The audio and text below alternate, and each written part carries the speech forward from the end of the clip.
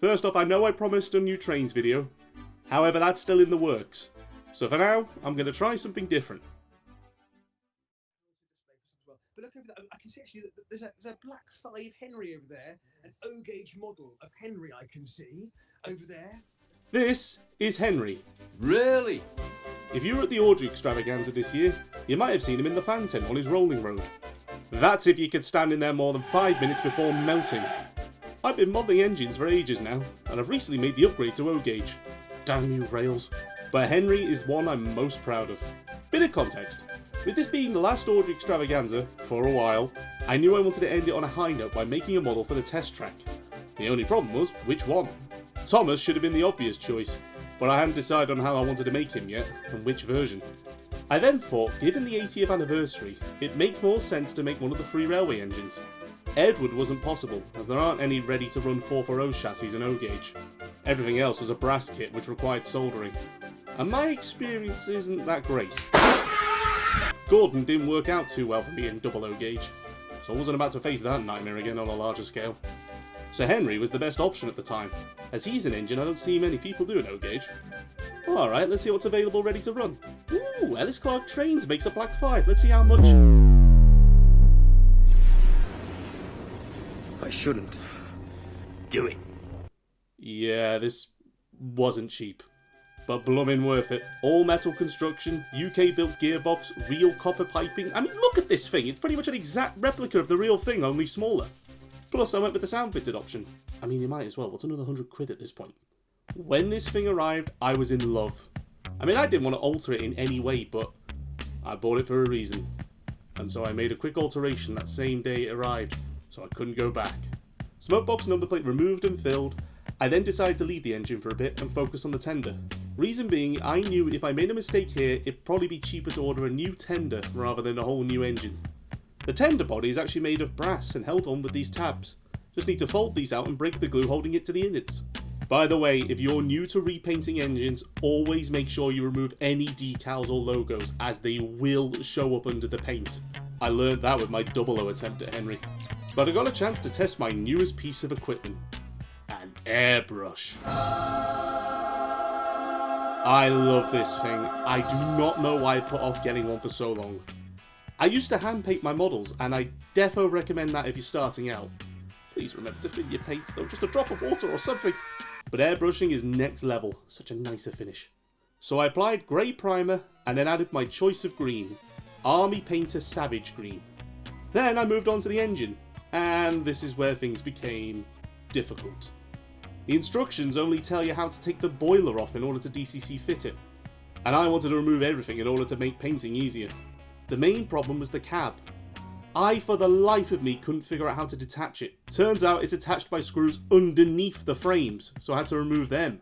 There are videos by Ellis Clark that tell you how to take the boiler off, but they probably didn't think anybody would be stupid enough to disassemble the whole thing to paint it into a funny green choo-choo. Hello. With the body painted, I thought it'd be best to hand paint his red stripes before putting him back together. And that's where I discovered a new problem. In the past, if I ever made a mistake or overspilled paint, it was easy enough to cover up by painting it back into the other colour. But Savage Green is an air paint, which dries darker if applied with a brush. Army Painter makes matching colours for air paint. For example, there's a pure red and a pure red air, crystal blue air and crystal blue. But no regular Savage Green paint. This meant I had to brush on grey primer in order to lighten up the top coat and then brush the green paint on top. And even then it's not perfect, but it'll do. Next up were the wheels, and it was a similar story. Brush primer, then add green and Mephiston red for the running board. I did it this way as I didn't want to risk spray getting into the main running gear. Soon he was put back together and I began adding some of the optional extras that came with the model, including the cylinder caps and drain cocks, which means he can't do second radius curves, but I can live with that.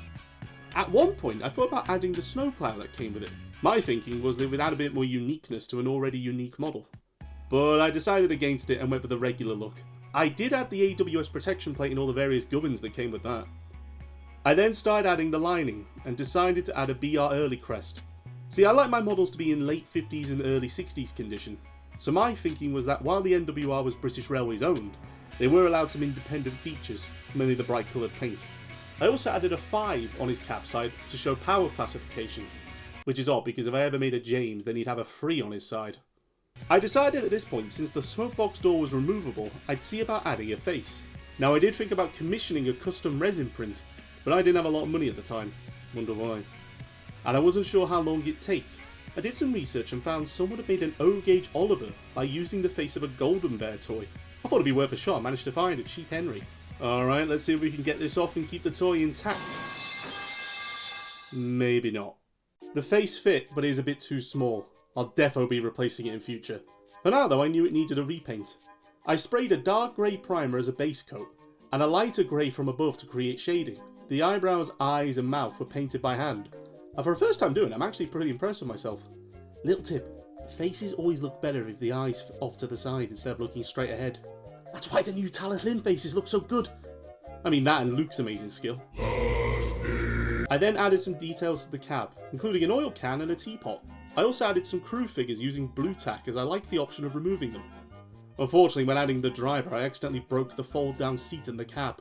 But you can't really tell with the driver in the way. No one will ever know! After a quick varnish and a black wash, I declared the engine half done. Now it was time to finish the tender, which is where things went wrong. I started by adding the included tender plates to the back, as well as a crew works plate. I then started adding some lining and numbers and sprayed some varnish.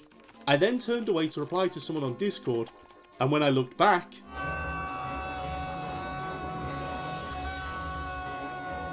disaster.